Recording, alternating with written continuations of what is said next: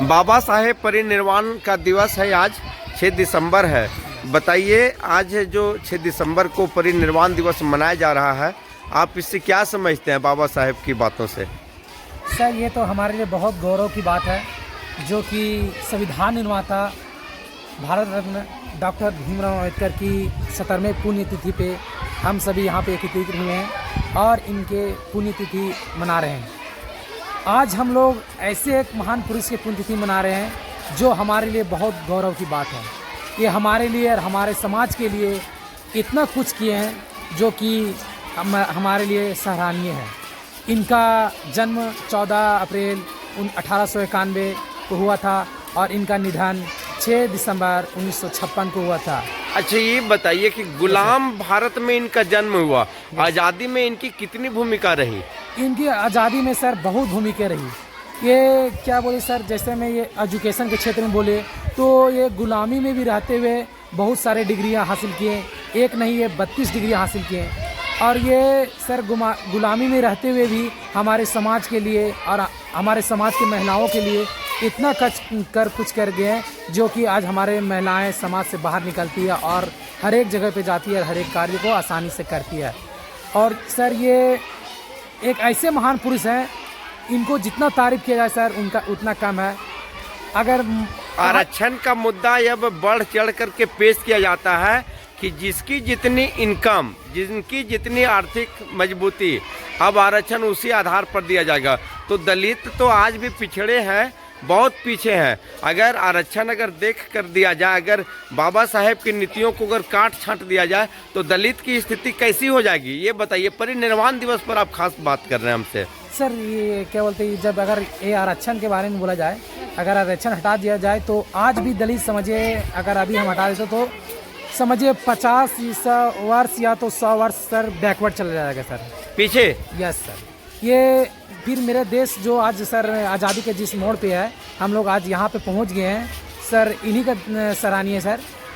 जिसे बोला गया शिक्षा वो शेरनी का दूध है, जो जितना पिएगा वो उतना दहाड़ेगा सर। दहाड़ेगा। हाँ, अगर हम ये सर एक आरक्षण हटा देंगे सर तो दलित शिक्षित नहीं हो पाएगा सर, दलित आगे नहीं बढ़ पाएंगे। नहीं बढ़ पाएगा। तो आरक्षण रहना चाहिए। Yes sir. आरक्षण, हाँ बोलिए बोलिए बोलिए। ये दलितों के मसीहा बोलते हैं, ये सिर्फ दलितों के लिए ही आरक्षण नहीं है सर, ये अदर के लिए भी है, जैसे ईवीएस के लिए, ओबीसी के लिए, बैकवर्ड के लिए भी, ये हर एक को मतलब नज़र में रखते हुए आरक्षण दिया गया है सर। इन्होंने परिनिर्वाण दिवस जो इनका जो मनाया जाता है पूरे भारतवर्ष में मनाया जाता है। मैं आपको ये बताना चाहूँगा कि मुंबई जो आर्थिक राजधानी है भारत की, वहाँ पर चैतन्य के रूप में वहाँ पर मनाया जाता है। काफ़ी उत्साह के साथ वहाँ पे मनाया जाता है, बाबा साहेब का परिनिर्वाण दिवस मनाया जाता है। यूपी में खास अंदाज में मनाया जाता है। तो आप ये बताएं कि यूपी में जो है दलित, उनके लिए क्या हुआ वहाँ पर? सर ये तो बहुत गौरव की बात है कि क्या बोलते हैं, मुंबई, यूपी, इस प्रकार कई स्थानों पे सर, ये यूपी मुंबई ही नहीं बल्कि मेरे पूरे सारे देश में महापरिनिर्वाण दिवस के रूप में मनाया जाता है। इसमें कि मेरे देश के लोग जागरूक किस प्रकार हो सके और ये अपना कार्य को अच्छे से कर सके सर। और इनका विशेष मुद्दा है सर कि हर एक लोग शिक्षित बने सर। यह एक ऐसे व्यक्ति हैं सर जो कि समझिए कि अपना सारा विष को पी गए और सिर्फ अमृत को त्याग के चल गए। एक ऐसे व्यक्ति का आज यह सर, एक ऐसे महान पुरुष का आज पुण्यतिथि है सर। बाबा साहेब ये भी कहते थे कि अखंड भारत रहना चाहिए था, फिर भारत का पार्टीशन हो जाता है, भारत और पाकिस्तान बन जाता है। तो आप कुछ कहना चाहेंगे, क्या भारत एक होता तो अच्छा होता? ये सर मेरे अनुसार से तो ये एक रहता था तो बहुत अच्छे रहता, बहुत अच्छा होता। ये सर हम लोग को बाबा साहेब सत्य के मार्ग पर चलने के लिए और अच्छाई के लिए सिखाएं, तो हम नहीं चाहते सर कि बुरा हो।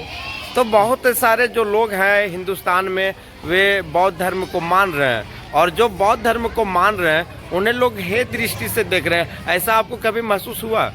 सर ऐसे तो मुझे बहुत बार महसूस हुआ, पर सबका अपनी अपनी सोच सर, किसी को आप सोच को नहीं बदल सकते हैं। ये जिस प्रकार जैसे बाबा साहब हैं वो अपना बौद्ध धर्म को मानते थे और उनके मैं भी बौद्ध धर्म को मानता हूँ, तो ये शांति और स्वस्थ मतलब रहने के लिए सर ये बौद्ध धर्म को हम मानते थे और अपनाते थे सर। तो आप अंत में क्या कहना चाहेंगे परिनिर्वाण दिवस पर? अपने देशवासियों को क्या शुभकामना देना चाहेंगे? हमें पढ़ना चाहिए और सामाजिक के जो तौर तरीके हैं उनमें काफ़ी विषमताएं देखने को मिलता है, दरारें देखने को मिलता है, अपनापन नज़र नहीं आता है, ऊंच नीच भेदभाव जाति पाति बहुत ज़्यादा है। हम इस समय कम से कम 20वीं सदी को पार कर चुके हैं, पूर्ण रूपेण आधुनिकता को अपना चुके हैं, मॉडल हम लोग हो चुके हैं और जो भी कुछ कर रहे हैं वे बिल्कुल तकनीक पर आ चुके हैं, कंप्यूटराइज हो चुका है ये पूरा हिंदुस्तान। बावजूद इसके हिंदुस्तान में जाति पाति छुआछूत चरम पर है। क्या कहना चाहेंगे, ऐसा होना चाहिए? सर देखिए, अगर आज के ज़माने में भी और आज के समय में भी अगर छुआछूत और जाति पात हो रहा है तो समझिए सर आज भी मेरा देश बहुत पीछे है सर। बहुत पीछे है। Yes, विश्व में तो ऐसा नहीं है लेकिन हिंदुस्तान में तो है। हिंदुस्तान में है सर। ये जिसे नहीं बोलते सर मेंटेलिटी पावर, ये कम एजुकेटेड रहने के बाद ही ऐसा सोचने को मिलता है सर। ठीक है ना सर? आप अगर सर लोग बोलते हैं आप अगर जॉब नौकरी के लिए नहीं पर शिक्षित के लिए पढ़िए, शिक्षित बनने के लिए ये ना सर, तो आप अगर शिक्षित रहेगा ना सर तो आप जात पात छुआछूत ये सब से आप खुद ही दूर हो जाइएगा सर। मतलब साफ है कि शिक्षा वो शेरनी का दूध है जो पिएगा वही दहाड़ेगा।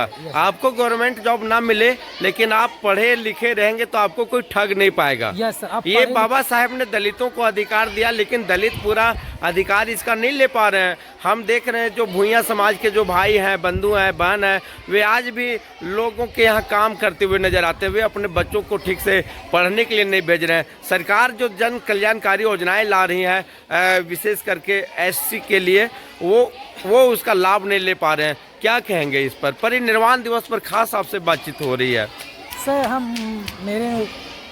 मैं एक ही बात बोलना चाहूँगा सर जी, आप एक टाइम का खाना कम खाइए सर लेकिन अपने बच्चों को सूचित कीजिए। बहुत बहुत धन्यवाद है ना, बहुत बहुत धन्यवाद आपका।